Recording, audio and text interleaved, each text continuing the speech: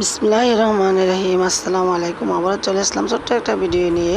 আমার গ্রামের বাড়ি ছাদ, আমার গ্রামের বাড়ির ছাদটা কেমন তাই আপনাদেরকে একটু দেখানোর জন্য আমি একটু চেষ্টা করতেছি, দেখতে থাকেন। তারপরে ছাদে একটু মরিচ হয়েছিল, মরিচগুলো উঠালাম।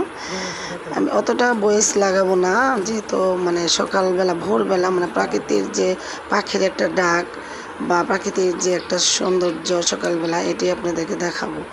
আমি আমার এই ড্রেনগুলোর ভিতরে মানে ফুল গাছ লাগাই, সেখানে আমি ঢেঁড়স গাছ লাগিয়েছিলাম আমার নিজের হাতে।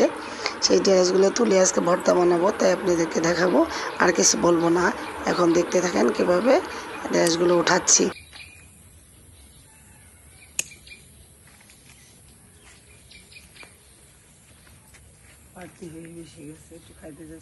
ভোরবেলা দেখতে পাচ্ছেন যে চারদিকে একটু ঠান্ডা ঠান্ডা ভাব, রোদ ওঠে নাই, তার জন্য এরকম একটু মানে আলো ছাড়া, মানে সকালটা খুবই ঠান্ডা, তার জন্য আমি উঠেছিলাম সকালবেলা।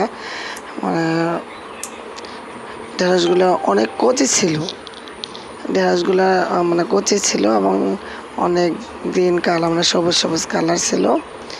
পাশে একটা কচুর গাছ, দুধ কচুর গাছ ছিল, সেই দুধ কচুর গাছটা আমি লাগিয়েছি। সেটা একদিন একটা রেসিপি করবো, আপনাদেরকে দেখাবো। এই পাশে আসলাম, চারদিকেই আর কি আমি এই ঢেঁড়সগুলো লাগাইছি। এখন দেখেন, আমি ইচ্ছে করেই মানে বাহিরের শব্দগুলো কাটি নেই, কারণ পাখির ডাকগুলো শোনাবো দেখে বা শোনাবো বলে।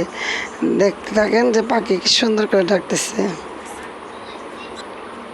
তারপরে এই পাশে আসলাম, এই পাশটা পুরাও ঢেঁড়স আছে, দেখেন কি সুন্দর। অনেকেই ঢেঁড়স পছন্দ করেন, অনেকেই করেন না, কিন্তু আমার হাজব্যান্ড আমি অনেক ঢেঁড়স পছন্দ করি। আমার ছেলে পছন্দ করে, মেয়ে খায় না, মেয়ে হয়তো বড় হলে খাবে। আমার ঢেঁড়স ভর্তা অনেক মজা লাগে রান্নার চেয়ে। তার জন্য আমি সকালবেলা ভাবলাম যে একটু ঢেঁড়স ভর্তা বানাবো আর ছোটো মাছ রান্না করব আলবির বাবার জন্য। তার জন্য ঢেঁড়সগুলো সকাল সকালে উঠে আমি কাটলাম নিজ হাতে। আমার নিজের গাছে ঢেঁড়স নিজে কাটতে অনেক ভালো লাগছে। আমার মানে বাজার থেকে কিনলেও মানে 1 কেজি ঢেঁড়স তেমন একটা দাম না, তবুও নিজের গাছের একটা ঢেঁড়সই অনেক মূল্য। তাই আমার কাছে খুব ভালো লাগতেছে যে ঢেঁড়সগুলো আমি উঠাতে পারলাম বা খাইতে পারলাম এই সময় আমি ছিলাম বলে। তারপরে আমি ঢেঁড়সগুলো নিয়ে রান্নাঘরে চলে যাচ্ছি, নিয়ে গিয়ে আমি এই ঢেঁড়স ভর্তা দিব।